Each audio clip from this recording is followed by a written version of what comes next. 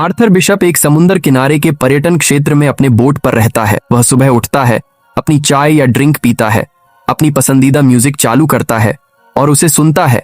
फिर वह बोट से उतरकर बाहर जाता है और अपने बोट में लगा एक बॉम्ब सक्रिय कर देता है। ये सिर्फ इसलिए कि अगर कोई बोट चुराने की कोशिश करे तो वह तैयार रहे।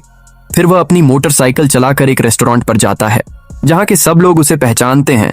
वेटर बिशप को समुंदर की ओर वाली एक खास सीट दे देता है। तभी एक एशियाई शक्ल वाली लड़की उसके पास आती है और कहती है कि वह उसे बहुत समय से ढूंढ रही थी। वह बताती है कि उसके बॉस क्रेन चाहता है कि बिशप 3 लोगों को मार दे और यह ऐसा लगे कि वे प्राकृतिक कारणों से मर गए हों। वह कहती है कि यह उसके लिए मुश्किल काम नहीं है क्योंकि वह अपने काम में एक्सपर्ट है। साथ ही वह धमकी देती है कि अगर वह राजी नहीं हुआ तो वह उसे सर्चिंग पार्टियों को बता देगी क्योंकि बिशप बहुत लोगों के लिए वांटेड है। उसने अपनी मौत का नाटक करके सब कुछ छोड़ दिया था और अब जिंदा घूम रहा है। बिशप देखते ही देखता है कि उस लड़की के साथ कुछ लोग खड़े हैं जो उसे धौंस भरी नजर से देख रहे हैं। वह लड़की से कहता है कि फोन करके बात कर और जब वह अपना फोन निकालता है तो वह लड़की की एक तस्वीर ले लेता है। जब लड़की बंदूक निकालने की कोशिश करती है तो बिशप उसे रोककर थप्पड़ मार देता है। फिर उस लड़की के साथ खड़े लोग बिशप पर हमला कर देते हैं पर बिशप बड़ी कुशलता से उन्हें हरा देता है। बाद में वह सुरक्षा कैमरों पर देखता है कि गुंडे उसकी ओर आ रहे हैं। बिशप रेस्तरां की दीवार से छलांग लगाकर केबिन कार की रस्सी पर लटक जाता है।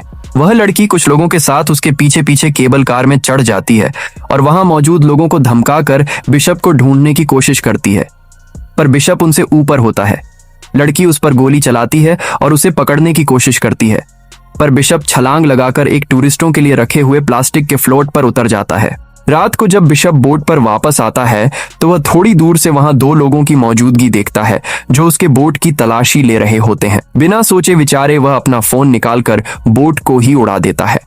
फिर वह कुछ बड़े कंटेनरों के पास जाता है, एक कंटेनर खोलता है और अपना पासपोर्ट और अपनी पहचान से जुड़े कुछ सामान जला देता है। बाद में बिशप थाईलैंड के एक द्वीप पर जाता है और वहां एक ऐसी लड़की से मिलता है जिसे वह जानता था। वह लड़की उस द्वीप पर एक छोटे से होटल की मालकिन है। वह उसे उस कमरे में ले जाती है जहां वह पहले रहता था। बिशप उस कमरे में एक छिपा हुआ स्थान खोलता है और एक बैग निकालता है जिसमें कई फोन, हथियार और कई पासपोर्ट होते हैं।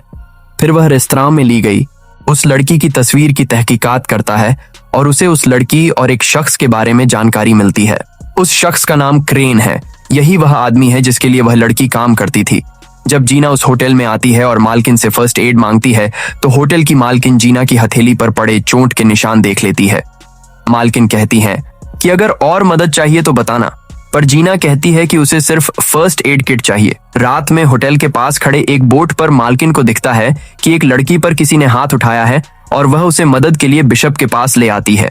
बिशप बोट पर पहुंचकर उस आदमी से बोलता है कि वह लड़की से दूर रहे, पर वह आदमी नहीं मानता और बंदूक निकालने की कोशिश करता है।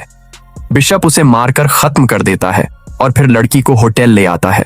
बिशप जब बोट की तलाशी लेता है तो उसे वहां से जीना का पासपोर्ट मिलता है और वह देखता है कि जीना के फोन में उसकी खुद की तस्वीर है, वही तस्वीर जो उसने रेस्तरां में ली थी। बिशप बोट उड़ा देता है और होटल वापस जाकर जीना से पूछता है कि उसकी तस्वीर उसके फोन में कैसे है और क्या वह क्रेन के लिए काम करती है। जीना बताती है कि क्रेन के पास ऐसी चीजें हैं जिनसे वह धमकी देता है। अगर जीना ने उसके कहे काम नहीं किए तो वह उन बच्चों को मार देगा जो जीना की देखभाल में है। जीना बच्चों के लिए ह्यूमन ट्रैफिकिंग के पीड़ितों का शेल्टर चलाती है, इसलिए जीना के पास और कोई रास्ता नहीं था। यही वजह थी कि उसने बिशप से मिलने का नाटक किया। बिशप समझ जाता है कि यह सब एक जाल था, उन्हें बिशप को फंसाने की साजिश रची गई थी। जीना माफी मांगती है और कहती है कि वह मजबूर थी क्योंकि बच्चे उसका सब कुछ हैं। बिशप उसकी इस बात की कद्र करता है क्योंकि वह भी अनाथ था। बिशप उसे एक वॉच दे देता है और कहता है कि इसे संभाल कर रखे, जब भी मिलेंगे याद दिलाएगा। अगले दिन क्रेन के आदमी आकर जीना को किडनैप कर लेते हैं। बिशप क्रेन को फोन करके मिलने के लिए कहता है।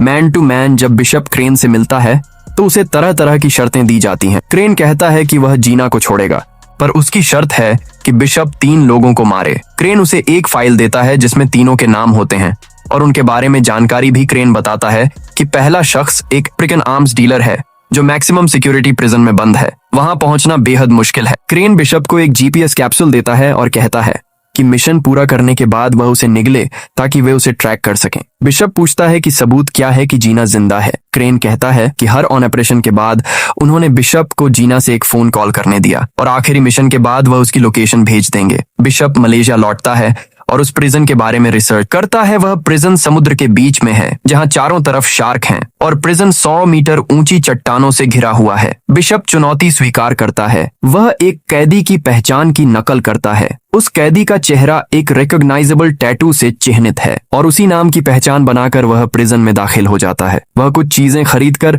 अपने मिशन की तैयारी करता है। दूसरे दिन कुछ घटनाओं के बाद उसे जेल में भेज दिया जाता है। जेल में बिशप पता लगाता है कि आर्म्स डीलर का नाम क्रिल है और उसने लिबेरिया के राष्ट्रपति की हत्या की थी। कई लोगों ने जेल में उसे मारने की कोशिश की थी। जब कोई कैदी क्रिल पर हमला करता है, बिशप बीच में आकर उसको बचाता है और बाद में क्रिल से डिनर के बहाने मिलता है।